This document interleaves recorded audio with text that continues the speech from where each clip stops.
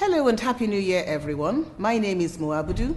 I am the Chief Executive Officer of Ebony Life Media and Ebony Life Place. I would like to take a few minutes of your time today to shed some light on the recent allegations made by the investigative reporter Tobore Ovuorie.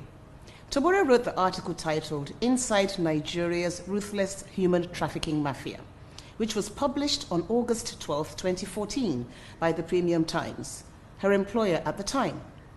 Premium Times Services Limited, publishers of Premium Times, has disclosed that journalist Tobore Ovuorie cannot lay claim to the copyright over the investigative report, which belongs to them. According to the Premium Times editor-in-chief, Mr. Mujid, only the media company and its partner on that project, ZAM Chronicles, can lay claim to the copyright for the report based on Nigeria's copyright law. We sought and obtained the rights from Premium Times, the owners of the story. As such, we fulfilled our legal obligation and do not take kindly to suggestions stating otherwise. There are several instances where we have acquired the rights to other stories, books, and plays, such as Queen Hunter, Death and the King's Horseman, and The Secret Lives of Baba Sebi's Wives. This is how our industry works. We dare not make a film without acquiring the rights. Although I have addressed our legal obligations, which were fully met, there are also moral issues to be dealt with in a case like this. So in May 2019, 20 months before the launch of Oloture on Netflix, we reached out to Tobore to acknowledge her journalistic achievement, to commend, recognize, and encourage her in her ongoing campaign against sex trafficking and that of her NGO. We granted Tobore a private screening of the movie, gave her a special mention in the end credits of Oloture, and I interviewed her on Moments with Mo. In addition, we wrote to her and offered her 5% of the proceeds from our planned cinema run to go towards her NGO, which she acknowledged. We also reached out to other NGOs to pledge proceeds from our cinema run, as Oloture was never created as a commercial film. We felt that it was an important film to make, and several kind donors helped us to raise the money to make it. Due to the COVID-19 pandemic, the cinema release of Oloture never happened. Instead, we decided to partner with Netflix, and the film was released on the 2nd of October 2020. Only a day after our release on Netflix, I got a phone call from a reporter, Kiki Modi, who said she had been in touch with Tobore. Here is part of her subsequent email. I'm reaching out to you today because various similarities have been flagged between a 2014 investigative report featured in Premium Times and the film, and I want to include that in my report. My report is due to be out today. Apologies for the short timing. I'm hoping to clarify some facts from you and hopefully get your comments. We decided to respond, although we didn't have to. That article is available online. Within a few days of this, Tobore went on social media making accusations. Then she wrote to Netflix making demands. Then she launched an attack against Kenneth Inyang. I feel particularly bad for Kenneth because he had never seen the script until we approached him to direct the film. He's such a passionate filmmaker, but he's had to deal with daily and weekly harassment from Tobore. Then on the 4th of November 2020, a month after the movie was launched on Netflix, we got a letter from Tobore's lawyers accusing us of copyright infringement and demanding $5 million in compensation, which is about 2.5 billion naira. At this point, our in-house lawyer advised that we needed to engage external legal counsel, which we did. We were being accused of the crime of copyright infringement with a 2.5 billion naira demand. We knew we had not infringed on her copyright because Premium Times owns the copyright, and we had settled this with them.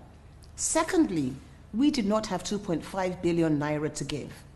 In an attempt to understand what her demands were based on, our lawyers began meeting with hers. Unfortunately, that process has stalled because her lawyer has disengaged from her. Recently, Tobore started contacting our producers by WhatsApp and sending them horrid messages. To me, Tobore's demands have become threatening, blackmailing, and extortionist in nature, and I do not respond to such methods. At this point, we decided that if she felt she had a legal case, it could be better dealt with through the proper legal channels. Prior to the release of the film on Netflix, I had a good relationship with Tobore. I had interviewed her, I had met with her, I had even given her cash gifts for her welfare, as well as when her father died, something that I have never disclosed till now.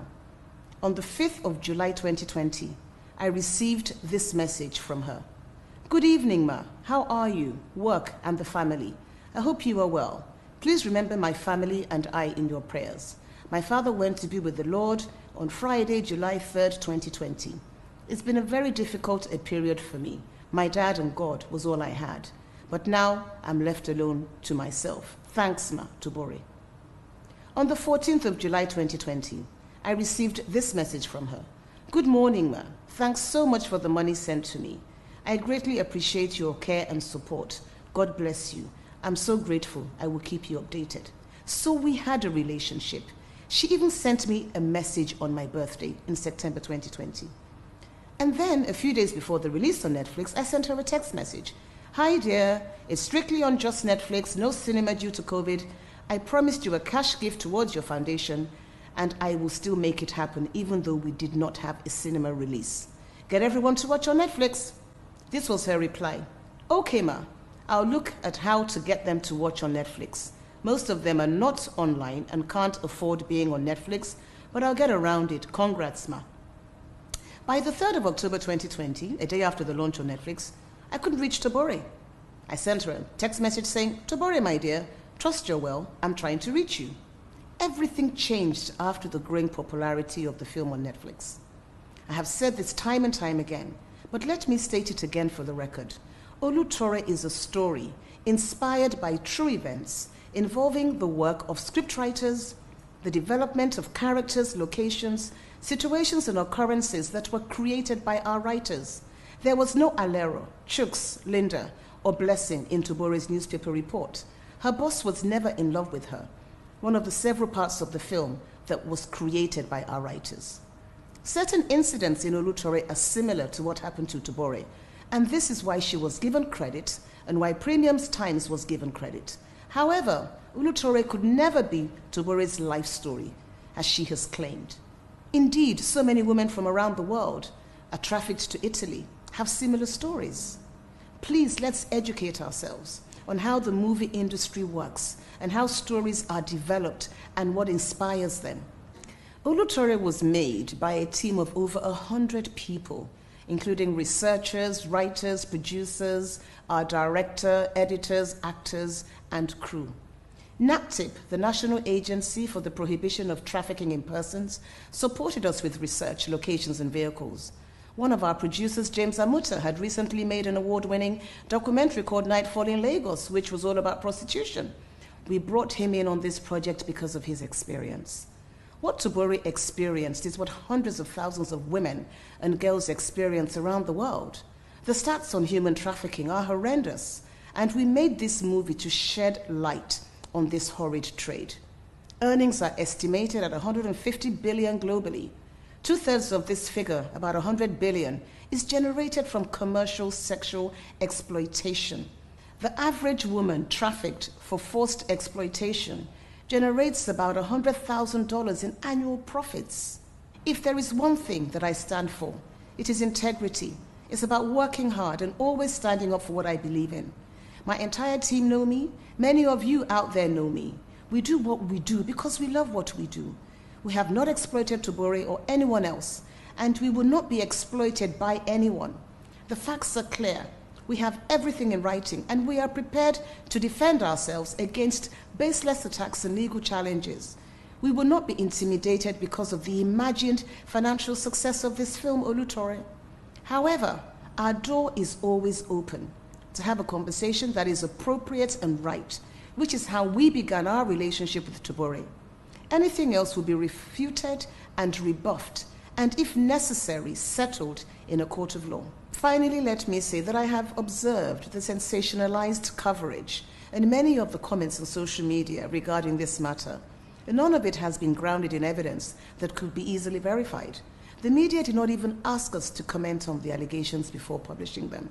Social media has given everyone a voice, and that's a good thing. But please, let's use it responsibly. Thank you for listening, and once again, Happy New Year.